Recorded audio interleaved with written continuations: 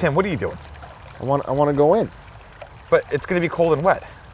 but I want to know how cold and wet it is. It's gonna be really cold and wet. You don't have to go in to know that it's gonna be cold and wet. Tim, stop. Stop it. Stop it.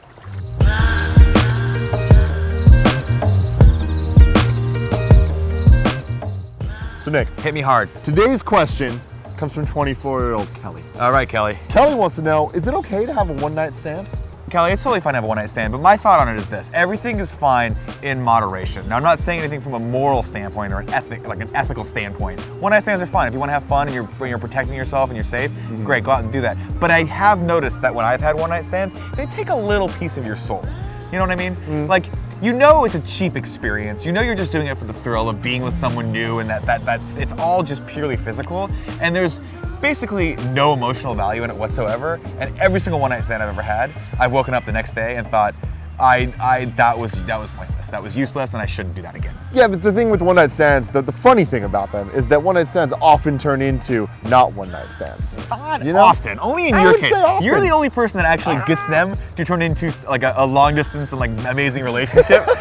Like every one-night stand I've had ends like this. So we cool?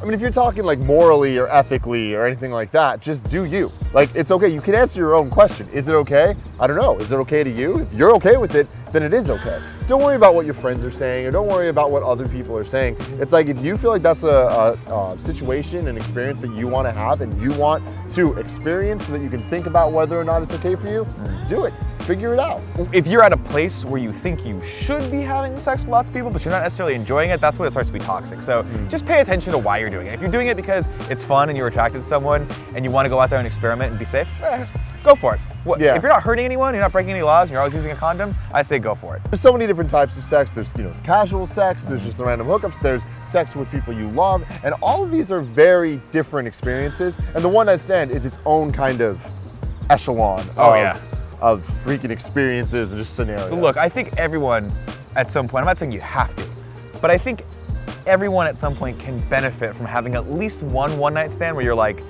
this is not what I want. You know, like I've been down that road where I'm like, I've done it. This was interesting. In the moment, it was fantastic. I immediately regretted it, every single one of them, right afterward. And I realized that that's not the person that I wanted to necessarily be.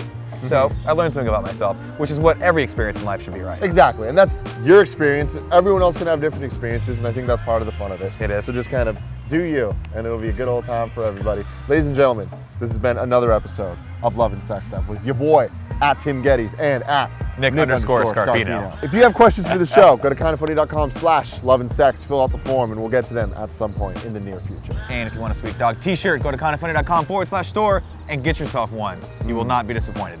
And then tweet it at us. Yeah, because we like seeing you. We will retweet it. I will absolutely do that. Yeah.